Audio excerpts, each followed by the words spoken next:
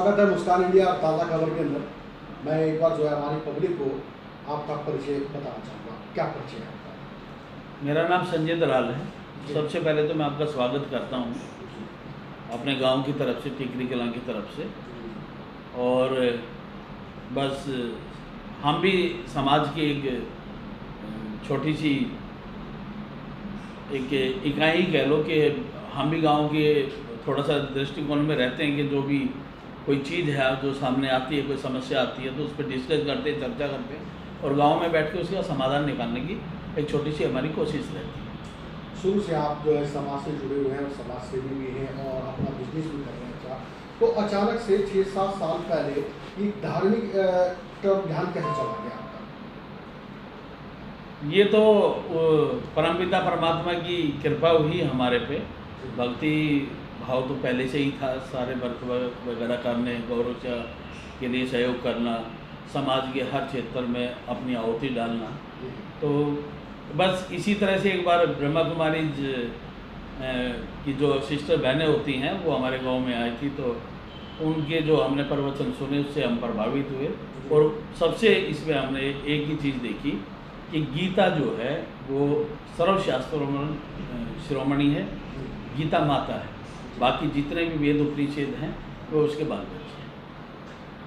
अगर मैं पहले ज़माने की बात करूं तो उस टाइम पे पूजा पाठ, भागवत कथा या कीर्तन भजन वगैरह गली गली में कहीं ना कहीं चलता रहता था, आए दूसरे दिन, तीसरे दिन, चौथे दिन। लेकिन आज जो है दुनिया तेज भागने के कारण टेक्निकल सिस्टम या मोबाइल वगैरह, कंप्यूटर, लैपटॉप भी सब जो आ चुका है, लेकिन आज जो है इस कारण जो है कहीं भी बहुत कम पूजा पाठ हो रही है। कारण कह सकते हैं कि रोजी धंधे के कारण जो है टाइम नहीं निकाल पाता है। क्या आपको लगता है कि इस समय में पूजा पाठ भी ज़रूरी है? बिल्कुल, पूजा पाठ भी ज़रूरी है और इनसे क्या होता है कि हमारे को आत्मिक बल मिलता है। मनुष्य एक श्रद्धा के साथ वहाँ पे जाता है, देव देवताओं के मंदिरों में जाके पूजा करता है, वहाँ का जो वायुमंडल है, जो एटमॉस्फेयर है, उससे हमारे अंदर पॉजिटिव एनर्जी का संचार होता है। तो ज़रूर हर किसी को अपने घर में, अगर घर में कर सकते हैं, मंदिर जा सकते हैं तो मंदिर ज़रूर जाना चाहिए। और चाहे वो किसी भी धर्म से जुड़ा हो, अपने स्थान पर सभी अपनी जो भी उनकी पूजा की विधियां हैं या जो भी है वो ज़रूर करना चाहिए। और परमात्मा का हर पल, मैं तो एक ही बात कहूँगा कि उस परमात्मा का हर पल, हर काम में उसका शुक्रिया करना चाहिए कि भगवान को साक्षी मान करके और आगे बढ़ते रहना चाहिए।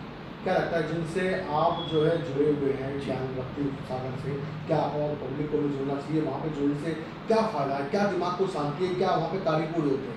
यहाँ पर मैं एक बहुत कम शब्दों के अंदर आपको एक बात कहना चाहूँगा कि हमारे जो धर्म के अंदर एक मान्यता है कि जब कोई शरीर छोड़ने वाले होती है, कोई आत्मा बूढ़ा हो जाता है, ऑर्गन्स काम करना छोड़ देते हैं, तो तब कहा जाता है कि इनको गीता सुनाओ। जब कानों से सुनना बंद हो गया, आंखों से दिखना बंद हो गया, ऑर्गन्स स्थूल होने लगे और आत्मा शरीर छोड़ करके जाने वाली है, तो उस समय गीता ज्ञान का कोई खास इतना प्रभाव मैं नहीं समझता। गीता ज्ञान तो बचपन में मिलना चाहिए, गीता तो हमारी जीवन शैली होनी चाहिए। गीता हमें जीना सिखाती है और जीवन के अंदर काम आने वाली गीता मैं इसको समझूंगा, जिसके अंदर एक पारिवारिक समस्या का समाधान भी है, एक ग्रामीण लेवल का भी है, राज्य के लेवल का भी है और राष्ट्रीय लेवल का भी समाधान गीता में है, तो अंतर्राष्ट्रीय लेवल का समाधान भी गीता में है। इसलिए गीता ज्ञान तो मैं कहूँगा कि हमारे पाठ्यक्रम के साथ में जोड़ दिया जाए, जिससे वो बच्चे जीवन के अंदर आध्यात्मिकता के साथ अपना जीवन बढ़िया तरह से निर्वहन करें। बहुत बढ़िया संजय जी, बहुत बढ़िया, अच्छी लगी आपकी धार्मिक बातें। अब मैं बात करूँगा थोड़ी समाज में रह के और समाज की बातें करूँगा। अभी कल या परसों होली आ रही, वर्षों से हमारे यहाँ होली उड़न मनाते आए हैं और अभी जो लॉकडाउन हटा और उसके बाद कोरोना वायरस चल रहा, पूरी तरीके से कोरोना वायरस नहीं हो पाया और ज़्यादातर लोग बाग नशे के अंदर ज़्यादा लगे। क्या कहना चाहेंगे हमारे नौजवान पीढ़ी को और क्या संदेश देना चाहेंगे होली पर? सबसे पहले तो मैं यही संदेश देना चाहूँगा कि होली यानी कि आज तक जो भी हमारे जीवन में बीत गई बातें, पास्ट इज पास्ट, उसको बिंदे लगाएं और जीवन को आगे बढ़िया से जिएं। सबके लिए शुभ भावना रखें, शुभकामना रखें। और जहाँ तक नशे आदि का सवाल है, व्यसन जो है आज हमारी युवा पीढ़ी को बहुत ही बर्बाद कर रहे हैं, बहुत ही नुकसान हो रहा है। आजकल हम देखते हैं कि युवा बच्चे जिनको देख करके थोड़ा सा हमें ये महसूस होता है कि इस अवस्था में ये लोग व्यसनों के नज़दीक जा रहे हैं। तो इसके लिए सरकार को ज़रूरी कदम उठाने चाहिए, जैसे कि अभी इस तरह के प्रोग्राम या स्कूलों के अंदर इस तरह के प्रोग्राम चलाने चाहिए जिससे बच्चे नशे से दूर रहें। जी। अच्छा संजय जी, दिल्ली सरकार ने अभी हाल ही में शराब पीने खरीदने की उम्र दिल्ली में 25 साल से घटाकर 21 साल कर दी।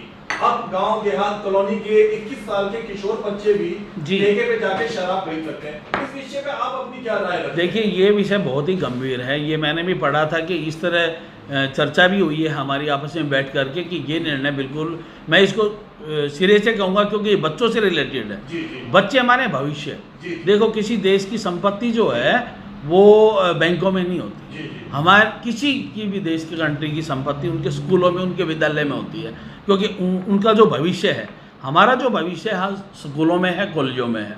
और अगर वही बच्चे इस समय पे अगर उनको अंडर एज मतलब एज कम कर दी गई, 25 से 21 वर्ष कर दी गई, और 21 वर्ष का बच्चा जा कर के शराब की दुकान पर के खड़ा होगा, तो ये उनको ऑथेंटिक यानी कि अथॉरिटी हम दे रहे हैं। तो इस तरह का बिल्कुल ही सरासर मैं इसको सिरे से सरकार को ये अपना फैसला वापस लेना चाहिए। ये फैसला बिल्कुल ही समाज के हित में नहीं है। आपको लगता है कि इससे काफी सारे नुकसान होंगे समाज में? हाँ, बिल्कुल। देखिए, देखिए, कम उम्र में नशाखोरी का शिकार होना। बिल्कुल, मैं ये कहता हूँ कि जिस तरह से लाइसेंस की जो उम्र है 18 वर्ष क्यों रखी गई है, मैं ये कहता हूँ कि बच्चे तो गाड़ी चलाने लायक, मान लो लाइसेंस के लिए बच्चा जाता है तो उससे 10वीं का सर्टिफिकेट मांगा जाता है, यानी 10वीं क्लास के बेस पर हम उसको लाइसेंस दे रहे हैं। तो फिर उसको 16 साल की उम्र में उसको ड्राइवरिंग का लाइसेंस दे दीजिए, ताकि वो एक उसके फ़ायदे की चीज़ है। वो मैं उसमें थोड़ा सा उसको सपोर्ट करूँगा, क्योंकि वो बगैर लाइसेंस के भी बच्चे आप देखते हैं दुर्घटनाएं होती हैं। तो कम से कम वो एक ट्रेनिंग लेकर के, ट्रेनिंग मिलती है ना लाइसेंस से पहले, वो व्हीकल को चलाना सीखेंगे, और रोड की जितनी भी गाइडलाइंस है वो उनके बुद्धि में आएगी, उनको समझाया जाएगा। उसके बाद वो अपने जहाँ भी उनको ट्यूशन जाना है, क्लास में जाना है, तो उनको चीटिंग नहीं करनी पड़ेगी। एक तरह से पेरेंट्स की अनुमति भी, आजकल देखो कितने सख्त कानून है। तो जो अच्छे काम है ना, सरकार को वो करने चाहिए, ना कि इन चीज़ों को बढ़ावा देना चाहिए। अब देखो, ये शराब का जो फैसला जो लिया गया है, ये तो बहुत ही गलत फैसला है। देखिए, इससे सरकार की आमदनी भले ही बढ़ जाए, लेकिन इससे हमारे बच्चों का भविष्य खतरे में है। पेरेंट्स कब तक साथ रहेंगे बच्चे के? पेरेंट्स कब तक साथ रहेंगे? बच्चे अकेला ट्यूशन पे भी जाएगा, वो गलत संगत में जाएगा, और एक बच्चा जा कर के वहाँ खड़ा हो। अब तक तो कम से कम सामने सेल करने वाला कम से कम ये देख लेता कि ये बच्चे की उम्र क्या होगी। ठीक है कि वो आईडी नहीं देखते होंगे, वो एक अलग बात है, लेकिन चेहरे से पता लग जाता है कि इसको मेरे को देना चाहिए या नहीं देना चाहिए। तो ये बहुत ही गलत फैसला है, इसको सरकार को फ़ौरन वापस ले लेना चाहिए। बहुत बहुत धन्यवाद सुनील जी, बहुत बढ़िया बात बताई आपने। और मैं चाहूँगा अपने देशवासियों को होली की एक बार शुभकामनाएं। मैं संजय दलाल सभी देशवासियों को होली की हार्दिक शुभकामनाएं देता हूं। भगवान आपके जीवन को मंगलमय करें, खुशियों के फूल आपके जीवन में बरसते रहें। जय हिंद, जय भारत, धन्यवाद। बहुत बहुत धन्यवाद संजय जी, फिर मुलाकात करेंगे और दर्शकों हमारे साथ बने रहिए। मुस्कान इंडिया न्यूज़, संजय श्रीवास्तव, दिल्ली। शुक्रिया।